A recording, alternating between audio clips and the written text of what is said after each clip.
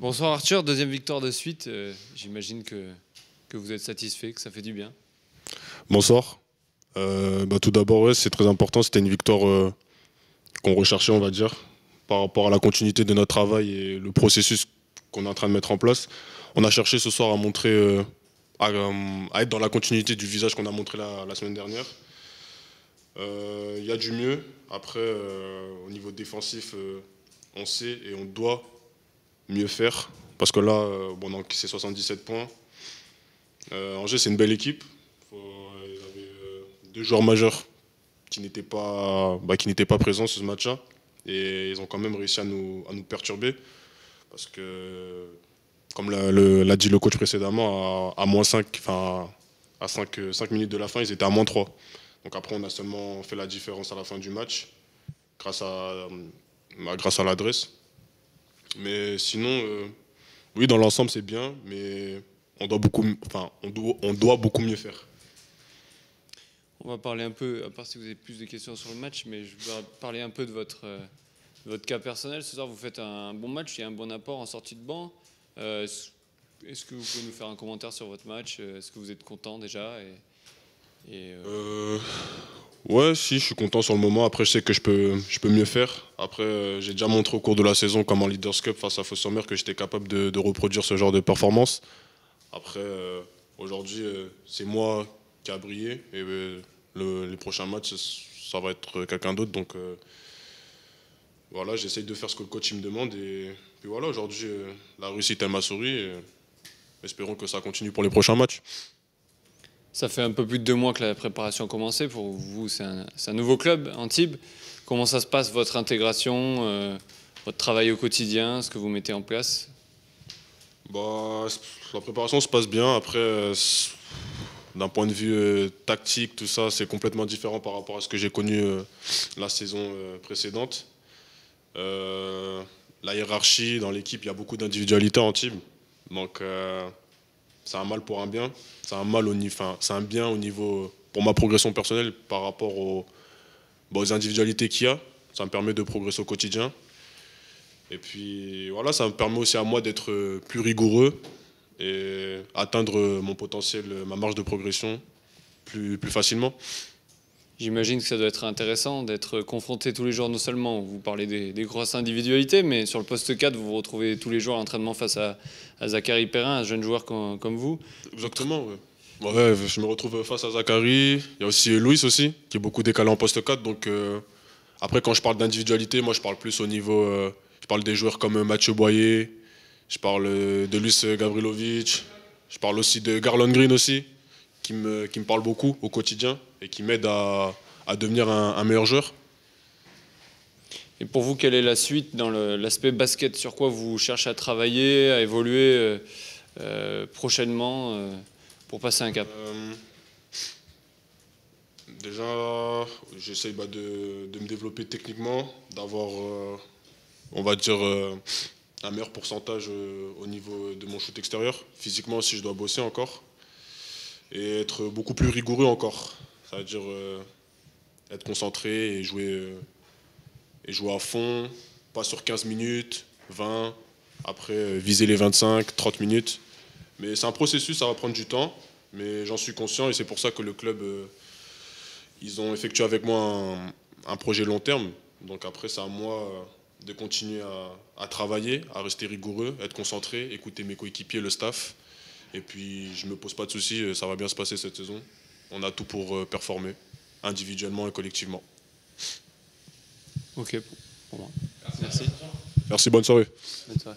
Coach, Bonsoir. Semaine à 100% de victoire, j'imagine que ça fait du bien, que vous êtes satisfait. Ouais, je suis satisfait, surtout parce que je ne vais pas trop m'avancer, mais on a quand même été vachement plus fort défensivement en deuxième mi-temps. Donc ça prouve que les gars sont capables de le faire. Et que ça doit devenir une motivation à chaque match pour essayer de faire des cartons dans les 15 ou en dessous des 15 points, même si en dessous des 15 points, 4 cartons, c'est compliqué. Mais voilà, on gagne. On met 92 points, on en encaisse moins de 80. Donc celui qui me connaît, il sait que c'est des chiffres qui me font plaisir. J'imagine que vous avez des idées d'axes de progression, peut-être l'entame de match au niveau défensif avec 27 points encaissés. Qu'est-ce que vous voyez encore pour encore améliorer votre équipe? Je pense que c'est vraiment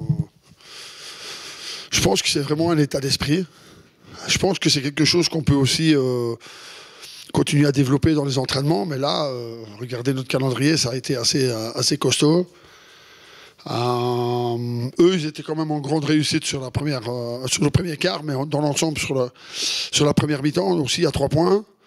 Et on donne 24 points dans la peinture sur les premières 20 minutes. Donc il faut absolument qu'on ferme cet accès au panier, qu'on les repousse, qu'on les oblige à faire des extra-passes.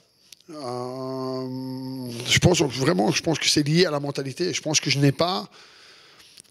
alors il y a des gens qui sont plus forts offensivement, plus forts défensivement, etc. Mais je pense que c'est un mindset. Avant tout, je prends un cas comme deuxième mi-temps, Pitard, Monclar et JS. Quand on fait le break, c'est eux qui sont là, ils défendent comme des fous. Avec tout le respect que j'ai pour Ben et Jay, ils le savent, en théorie, c'est pas censé être mes meilleurs défenseurs. Vous voyez ce que je veux dire? Et pourtant, ils y étaient, quoi. Ils étaient à l'arrache. Et donc, Minconda, même chose. On était un peu trop soft. Et il nous a apporté de la dureté.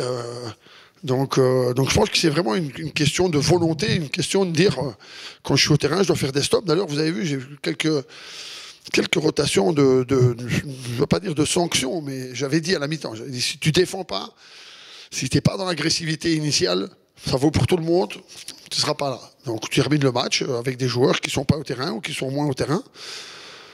Mais ça prouve aussi la densité de l'effectif et ce que ça peut nous apporter. Donc voilà, je pense qu'avant pour répondre vraiment précisément à la question, avant de parler, de dire on est mauvais dans ça, ou on est mauvais dans ça, ou on doit travailler spécifiquement ça, je pense que c'est avant tout une approche mentale.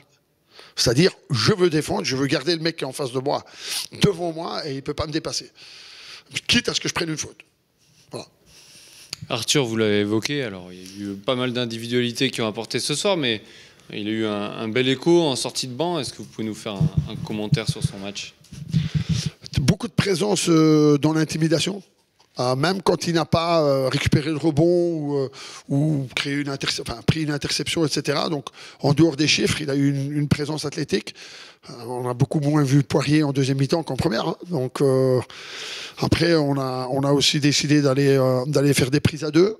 On n'a pas été trop mal là-dedans. Donc on les a sortis un peu de leur zone de confort, contrairement à la première mi-temps et surtout le premier quart-temps.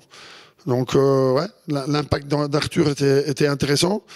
Il est encore un petit peu en souffrance avec son genou. Il est arrivé avec un genou un peu, on va dire, en délicatesse par rapport à une inflammation pas très très grave, mais une inflammation qui était handicapante parce que c'est sa jambe la plus forte. Donc celle qui lui permet d'avoir les appuis. Et là, c'était sa jambe la plus faible. Donc préparateur physique, le staff médical... ont mis un protocole ensemble en place depuis 3 mois et ça commence maintenant à être mieux. On recommence à voir Arthur qui a de la verticalité et qui est présent. Et ça nous fait beaucoup, beaucoup de bien. Parce qu'on a justement des gars au sol avec Gavrilovic et voire Boyer, et puis des gars un peu plus aériens avec Arthur et avec Zach.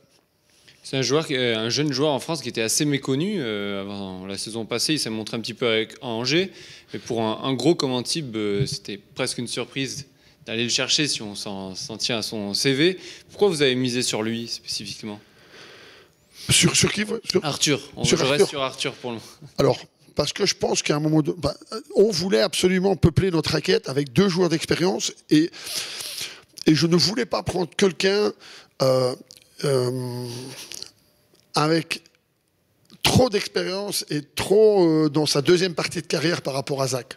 Je voulais que Zach ait une concurrence saine et une concurrence aussi avec un autre jeune dans lesquels on pouvait prévoir des entraînements supplémentaires. Et, ils sont vraiment dans un programme spécial. Ils ont beaucoup plus de séances que les autres, ils ont beaucoup plus de travail individuel et tu peux pas faire ça nécessairement avec quelqu'un s'il n'est pas dans le développement. Donc Arthur, on avait son nom coché sur une liste, il n'était pas libre, donc on cherchait autre chose. On a eu un contact avec ses agents en disant qu'on cherchait toujours quelqu'un. Ils ont dit, finalement, peut-être qu'Arthur, c'est voilà, X, Y raison, il voudrait sortir d'Angers, why not? Donc forcément, nous, comme on était à la recherche d'un 4e intérieur, et qui venait parfaitement dans le plan de développement qu'on avait créé avec Zach, notamment, Voilà pourquoi on a acheté notre dévolu sur lui. Et je pense que lui, il a aussi une marge de progression énorme, et surtout dans la confiance personnelle. On le voit offensivement, il fait de très bonnes choses, et puis il a des gestes qui font en sorte qu'il rate des choses qui semblent faciles. Je pense que lui aussi, il va progresser sur tout ça, dans la technique, mais surtout là, dans la tête. Parce qu'il doit prendre compte, c'est quelqu'un qui peut très très vite douter de lui. Donc voilà, aujourd'hui, c'est pas parce que c'était contre Angers, c'est parce qu'il était performant. C'est pour ça qu'il était là. Même s'il a raté des trucs, il n'était pas timoré, il est allé au charbon. Et c'est quelqu'un qui, dans des missions défensives, peut vraiment nous aider. Un peu l'antithèse de Zach. On sait que Zach doit progresser dans la dureté et dans la défense. Arthur doit progresser dans tout ce qui est offensif et finition. Donc encore une fois, c'est un bon équilibre, je trouve. Vous parliez il y a 3 jours de la densité ou la Pro B qui progressait chaque année. Ce qu'on constate aussi, c'est qu'il y a de plus en plus de jeunes. Ici à Antibes, on l'a vu avec Angers en face. Puis chaque week-end, en fait, il y a plein de joueurs qui se révèlent en Pro B. C'est vraiment un constat que vous tirez. Vous trouvez ça positif pour le basket français? Moi, je pense que la division et la formation en France, la formation en France, c'est quand même quelque chose qui sort chaque année des joueurs avec beaucoup de talent. Et que, étant donné que le français s'exporte un petit peu moins que parfois dans certains autres pays, il faut qu'ils puissent jouer dans leur championnat domestique. Donc cette réglementation de n'avoir que 4 étrangers aussi en Pro B vous oblige à avoir des joueurs français JFL dans votre effectif. JFL plus que français, on va dire, puisque c'est pas la même chose. Donc mais c'est vrai qu'on voit chaque semaine, comme vous le dites, dans chaque équipe, des joueurs qui ont beaucoup de culot, beaucoup de jeunesse, et qui ont des marges de développement assez importantes. Donc, ouais, l'idéal, c'est toujours quand ça sort de ton centre de formation, comme Zach, par exemple. Il y a 2-3 joueurs qui s'entraînent avec nous, qui seront peut-être prêts dans 1, voire 2, voire 3 ans.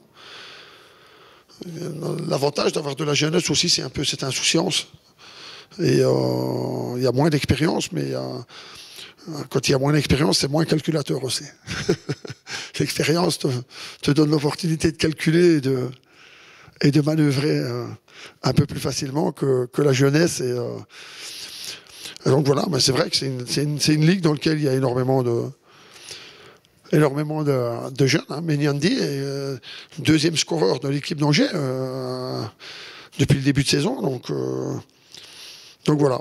Voilà pourquoi aussi nous avons fait sur ce poste 4 là, on n'a pas pris d'étrangers par exemple. Voilà. On a un backup, si on a besoin de Gavrilovic, peut jouer en 4, Green peut jouer en 4, mais la position de départ et rotation, elle se partage entre Zach et Arthur. Ok. Merci bien.